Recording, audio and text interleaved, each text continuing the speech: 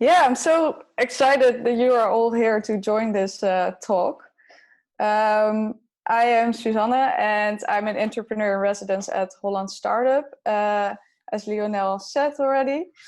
Yeah, so what it means, just shortly, I am right now starting to build my own company, but I don't actually know what it's going to be about yet. So it's very exciting journey.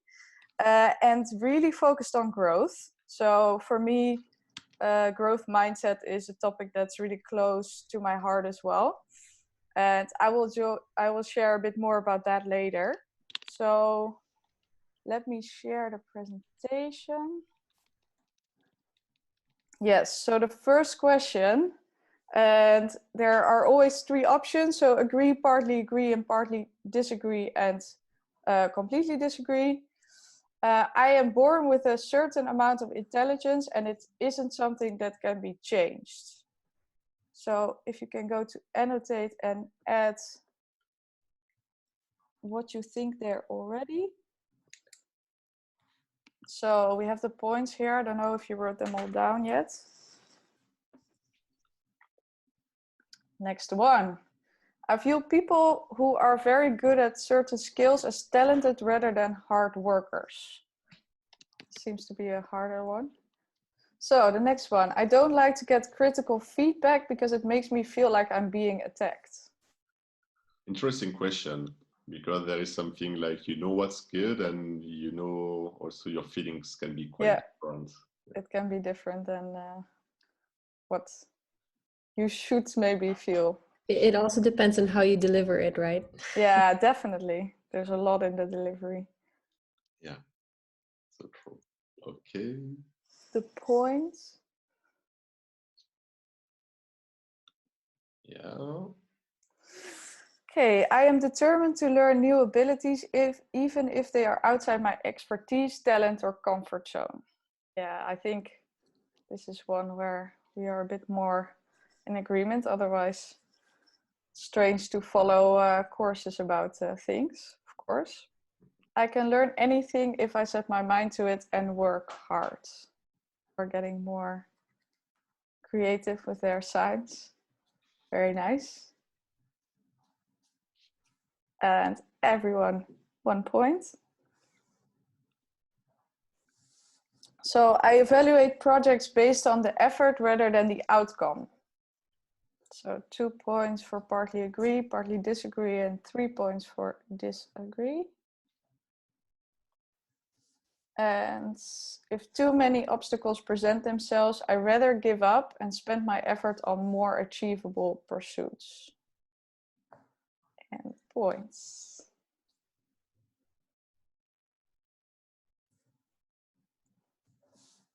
Okay, that was the last question.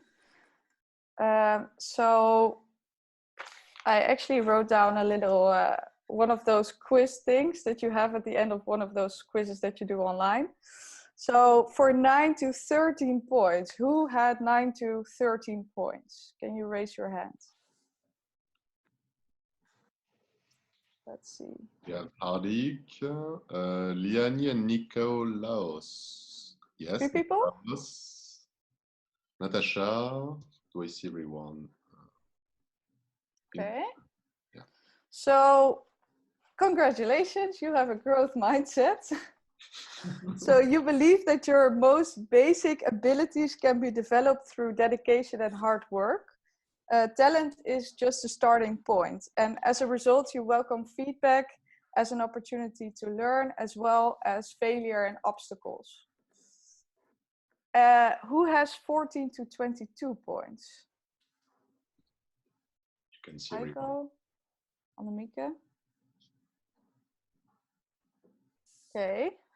So for you, you are somewhere in between a growth mindset and a fixed mindset. You believe you are quite able to learn new things. However, you also believe there are some talents that people are born with and cannot be changed. Do you know? It's not really correct, is it? No, I kind of missed 2 questions, so I put a random score. But no, I don't recognize myself just in the very last part. Yes. that makes sense. Well, I made this up a little bit, so it could be, it could be a bit far from the truth.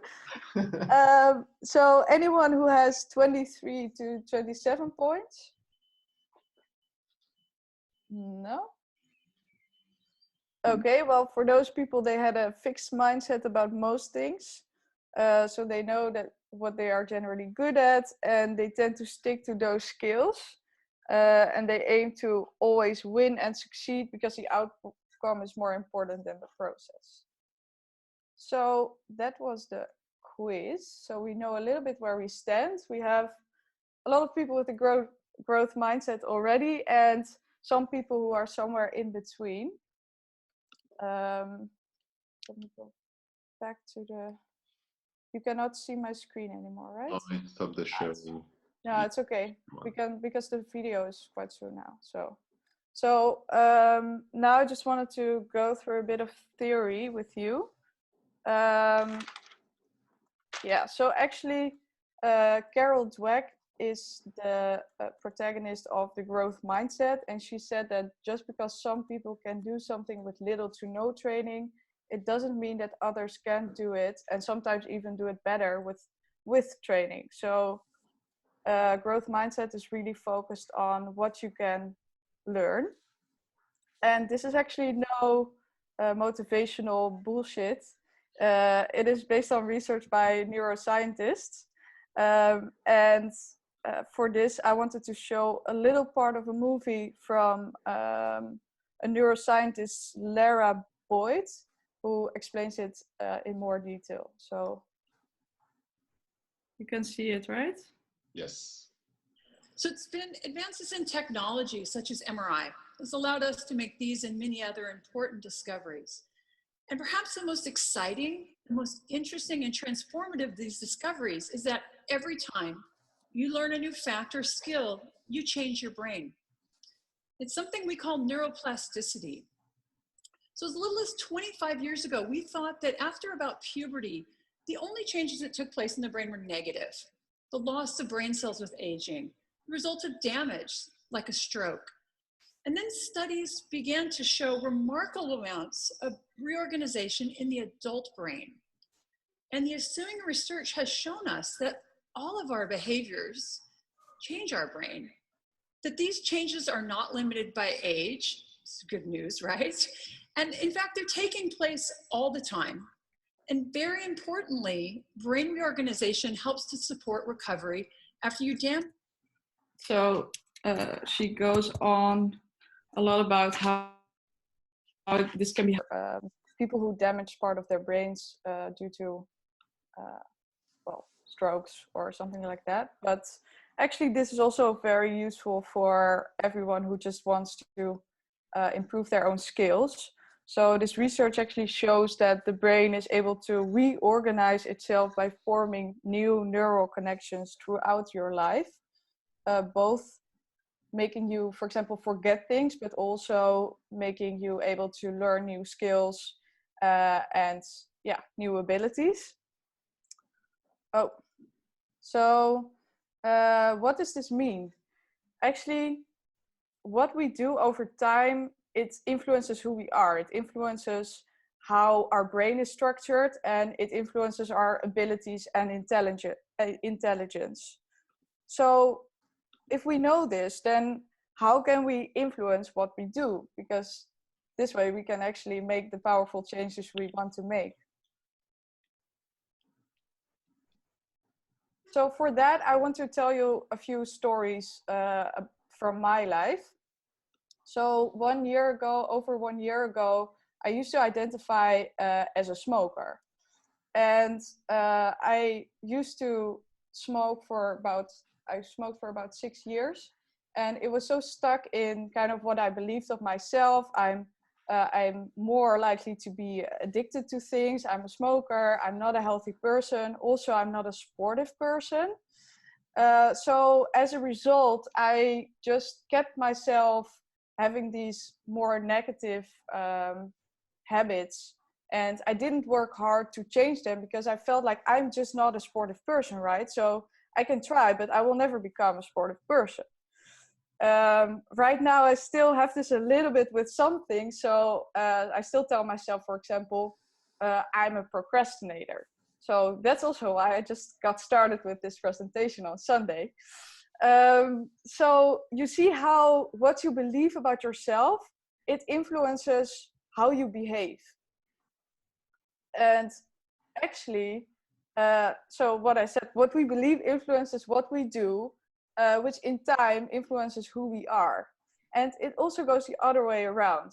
What we believe about ourselves influences what we do, and what we do also influences what we believe. So if I keep saying to myself, I'm not a sportive person, and I keep also acting like a not sportive person, that will only strengthen that belief. So actually it's a self-fulfilling prophecy. If we believe we can learn something, we will show more effort, persistence, and hard work in our behavior to actually learn it. And in turn, this will increase our chance of success.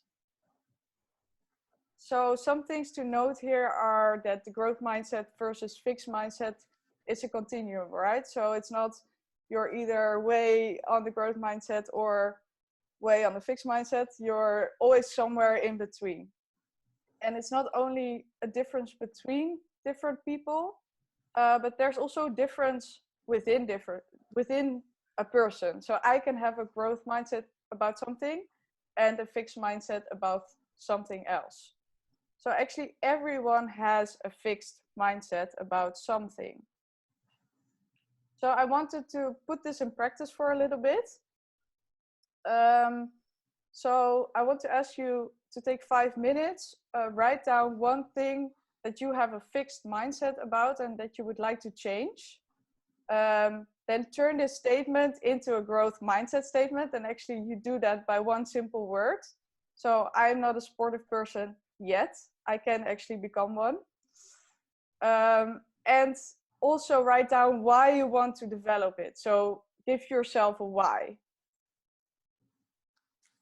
Then I'll share this in the chat. Might be a good idea. Then write down one action you can do repeatedly to grow. So, for example, I will go for a run 2 times a week for so many minutes, as indicated in a schedule. Or if you want to, well, just write down one action you can do repeatedly to grow that mindset for yourself. And reward yourself based on the effort instead of the result. So if I have done above action for 2 months, I will treat myself with a spa day, for example. Yeah. Like so it's step number 5, yeah. Yes. So let's take 5 minutes. We can maybe stop. I can stop sharing the screen.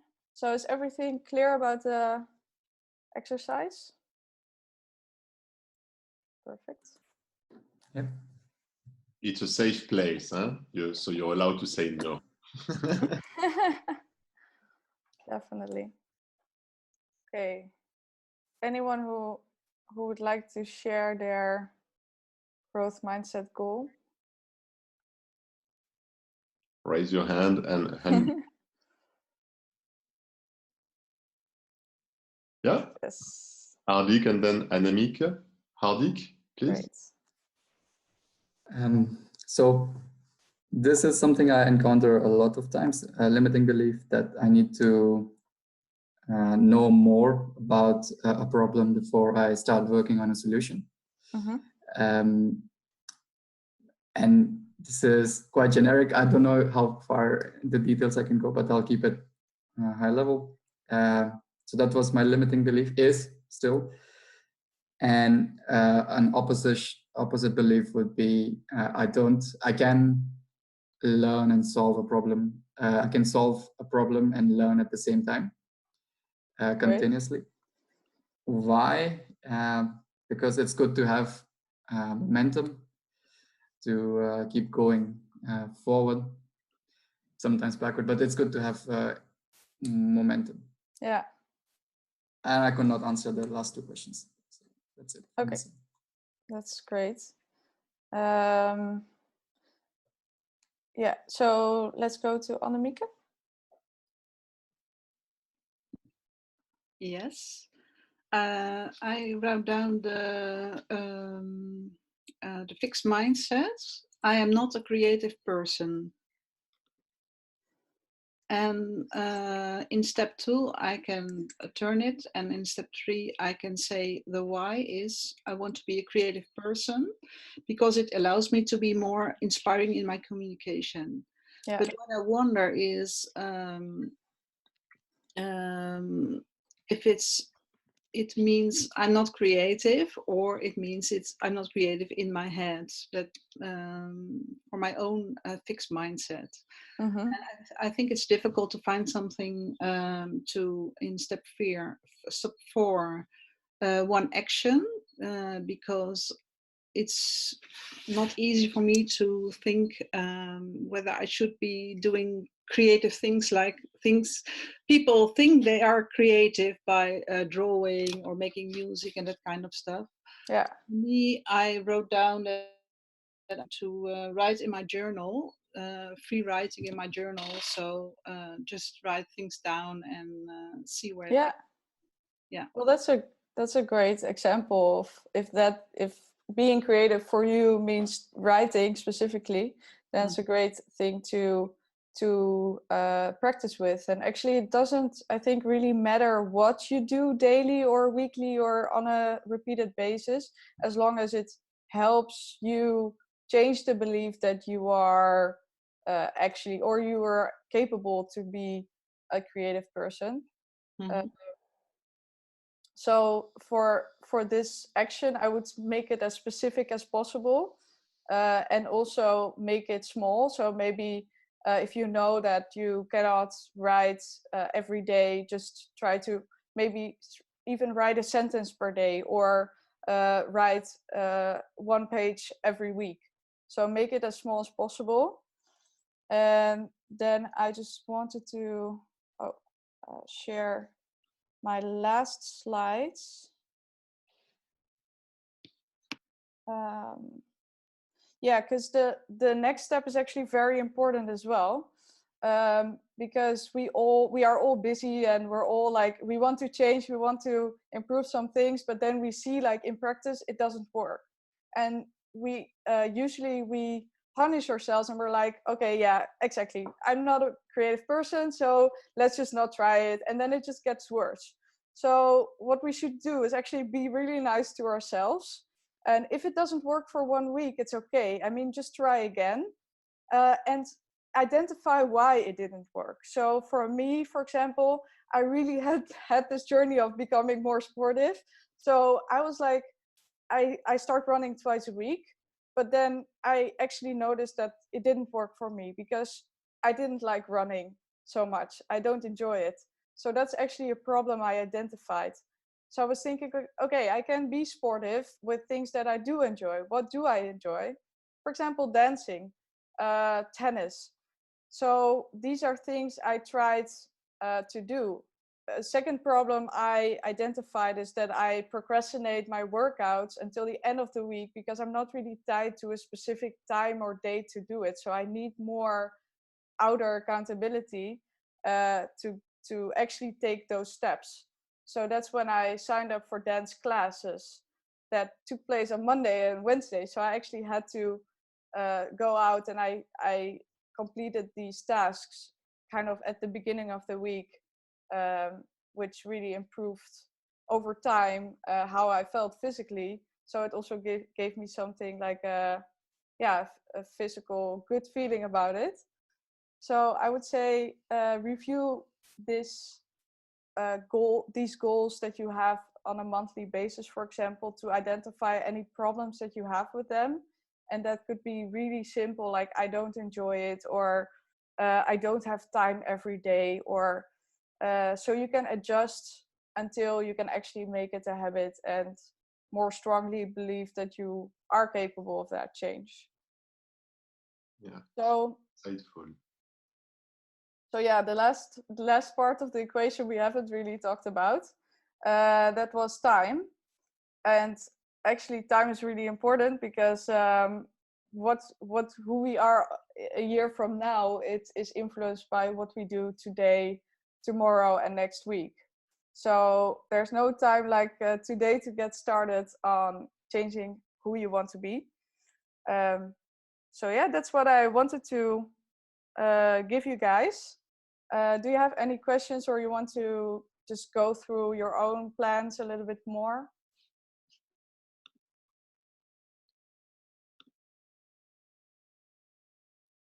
So maybe Natasha or Liani, did you want to share, or Nikolaos, share some thoughts with us? I mean, if I may have a comment, and sorry for not having my camera, but I'm in a small studio with another person, so it's a bit cramped here. So I just wanted to elaborate because I actually studied management, and I also did my thesis on leadership. Growth mindset is connected with humble leadership. It is associated, which ends up creating a better working environment for employees. So yeah, just a little comment for maybe to elaborate on what we've seen so far from my side. Yeah. Cool. Yeah, you can definitely also, I think, apply this theory in leadership and inspire your employees to grow and yeah, make some positive changes. I think it's a really good reminder. Thanks, Suzanne, for the talk. I actually read the book of Carol Dweck as well, The Growth Mindset, and I really enjoyed it. But it's always so difficult to always do it in practice, you know. Yeah, definitely. Like, okay, I'm gonna be, you know, I can improve and everything, but then you would always have that limiting belief at the back of your head that, you know, I'm not as talented, or yeah. And then you tend to compare yourself with other people as well. So that's always a big problem. But I really like what you said about you have to identify the problems of why you think that way, and you have to make sure that you enjoy it as well. Yeah, I think putting it into practice is a big problem for most of us, indeed. Yeah, for that I would indeed say make it small and make it enjoyable as well. And just play with it a little bit, because we all want to improve and grow, but if it's not a nice process, then we will just, if we want to do it for a longer time, then we will just give up. So yeah, I really learned also to be a bit nicer to myself in that sense. If it doesn't work for 1 week, then just try again the next week. Don't keep doing the same thing if it doesn't work, but indeed identify why doesn't it work and just move on. It works way better than like being mad at yourself for not doing everything you expect from yourself, because we usually tend to expect a lot from ourselves, a lot more than we expect from others. So it's nice to sometimes also look at yourselves as you would look at someone else. Yeah, I personally believe in the power of the routine, and also to give you some space just to think and address these emotions, feelings, challenges, and what works for me at least, but I fail many times. But it's just to put some time in my calendar. Yeah.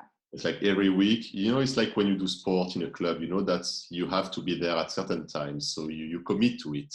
You have to, but I think we can do the same with for our own personal space. Just to book a meeting with ourselves for 30 minutes once a week. Yeah, that's a great idea. To address our fears, listen to our emotions, and also find solutions. And I like this idea of also like small celebration and victories, one step at a time. Yeah, very nice. Liani, we didn't hear you. Can you hear us? Do you want to share some thoughts with us? Hi, Lionel. Hi, Susan. Hi, everyone. Sorry, I cannot start my video, but I want to say that I strongly agree with you, Suzanne.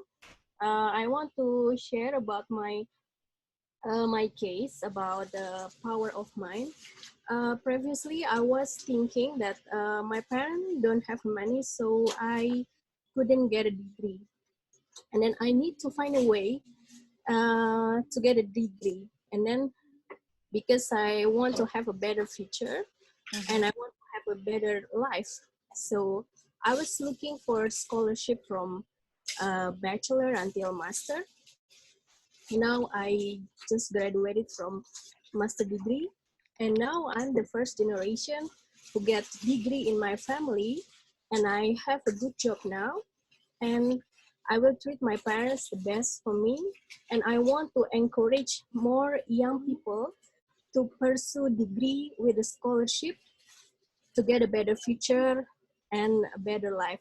So yeah, I really happy that Suzanne shared the things that I ever did before, because previously I was very frustrating.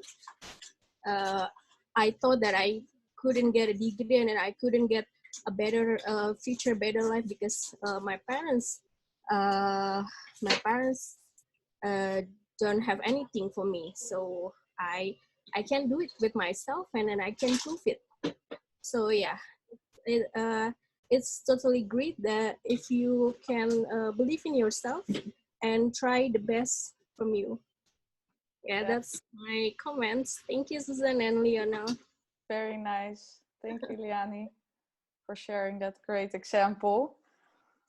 Yeah, so actually the thing that it's all about is indeed just believing in yourself, believing that you can do it, giving yourself a reason to do it, and then just go out there.